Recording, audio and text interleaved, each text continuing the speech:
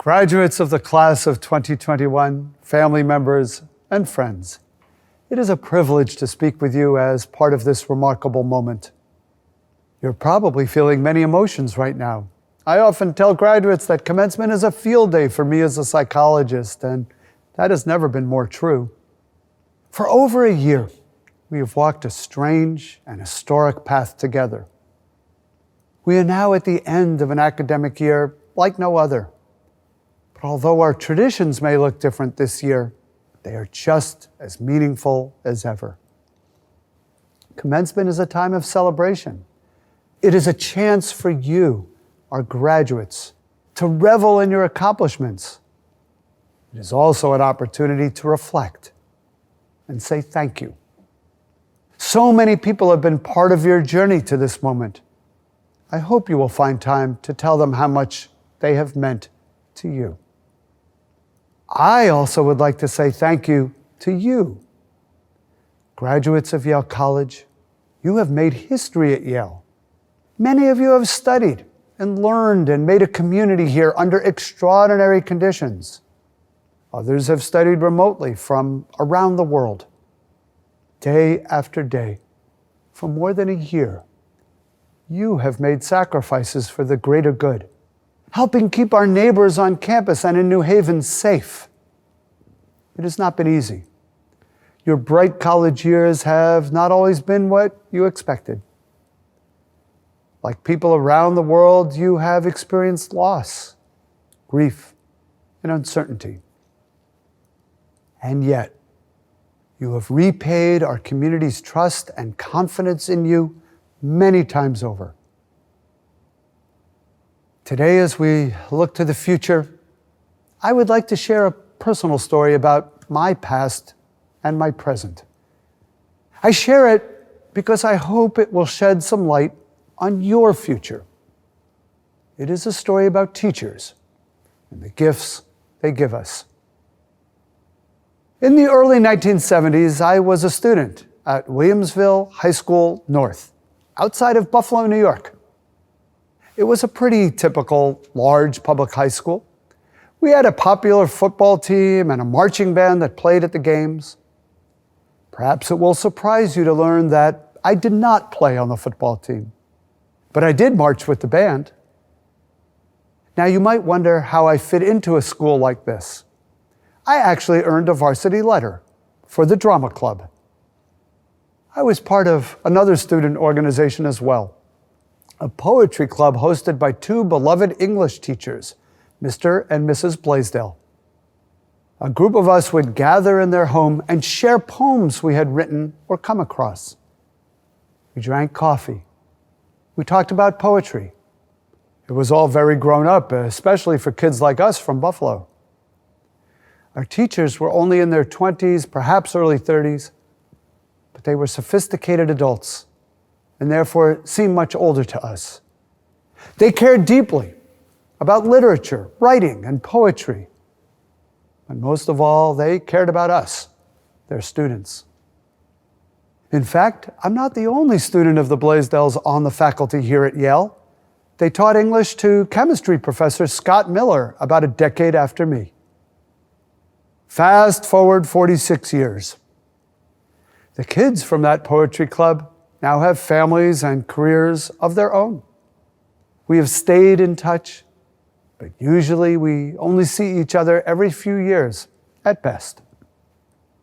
As a way of coping with the social isolation of the pandemic, we started meeting over Zoom. We shared poems. We drank coffee together again. Our former English teachers from Williamsville North, now retired, joined us. And we found in the midst of so much grief and loneliness, a way to connect. What does this mean for you, the graduates of 2021? First, my hope for each of you is that you have made a friend here at Yale, perhaps a few friends, who will be there for you in 46 years. That is no small thing. Second, I hope you have found great teachers and developed interests that you will take with you for the rest of your lives. I don't mean only your professional interests, Many of you, without question, have found important mentors who will continue to advise and guide you. But you have also found interests at Yale that have nothing to do with your careers.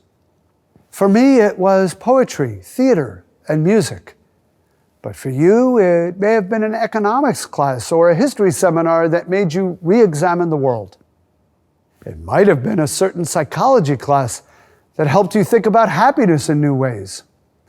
Or maybe you heard a lecture or attended an event that sparked an interest in the outdoors, or food, or dance. These moments of inspiration and learning can happen anywhere. We now know that they can even happen on Zoom. My friends from Williamsville North have gone into music, science, medicine, law, and theater. I'm a psychology professor and university leader.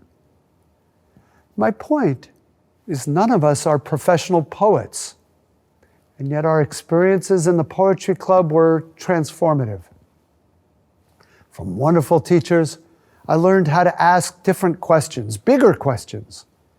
In high school, I was always trying to figure out what a poem was about. I wanted to unlock the secret meaning. But Mr. Blaisdell would tell me, Peter, what the poem is about is not always the most interesting question. He encouraged me to appreciate beauty and occasionally put aside analysis. He pushed me to use different parts of my mind and my emotions. Beyond poetry, my teachers inspired in me and my friends a deep and joyful love of learning. They introduced us to interests that made our lives richer and more rewarding. I recently had the privilege of interviewing the poet Louise Glück, who won the 2020 Nobel Prize for Literature. Professor Glück has taught at Yale since 2004. She told me she thinks of teaching as a way of repaying her debts. You can't thank your teachers, she said, except by performing as they did for another generation. Soon, you will leave Yale and contribute to every field and profession as generations of alumni have before you. You will leave here with gifts from your teachers, from Yale professors, and from others throughout your lives. And as Professor Glück says, you can repay your teachers by helping others discover the world. Over the past year, we have learned so much about ourselves and about what we are capable of. And we have been reminded again and again that we must keep learning. There will always be new challenges to tackle, unexpected problems to solve. We will have to pivot and adapt. And if we love learning, if we are curious about the world and the people in it, then that task will be so much easier and more fulfilling. What will you do with the gifts you have been given? What gifts will you give to the world? I think of Emmy Mahmoud, a 2016 graduate of Yale College. Born in Darfur, Sudan, Emmy won the International World Poetry Slam Championship, was honored by the BBC, and met with President Obama, all while still a student at Yale. Emmy's poems often deal with her experiences of war and displacement. Today, as the United Nations Goodwill Ambassador, she advocates for peace and human rights, particularly the rights of children. She is sharing her gifts with the world in a very powerful way. In the book Tuesdays with Morrie, the sports writer Mitch Albom describes reconnecting with his former professor, Morrie Schwartz. The elderly Morrie is suffering with ALS, Lou Gehrig's disease. The book is an extended reflection on life and death, but it is also about the relationship between a student and his teacher. At the end, Albom says, have you ever really had a teacher? One who saw you as a raw but precious thing, a jewel that with wisdom could be polished to a proud shine. If you are lucky enough to find your way to such teachers, you will always find your way back. I hope you find your way back to your teachers and back to Yale. I hope you will return to campus and walk down Chapel Street and enjoy the sunshine or the snow on Old Campus or Science Hill. And I hope you will find ways of sharing the joy of discovery with others. I hope you will share your curiosity with a world that needs questions as much as answers, that needs light and truth more than ever.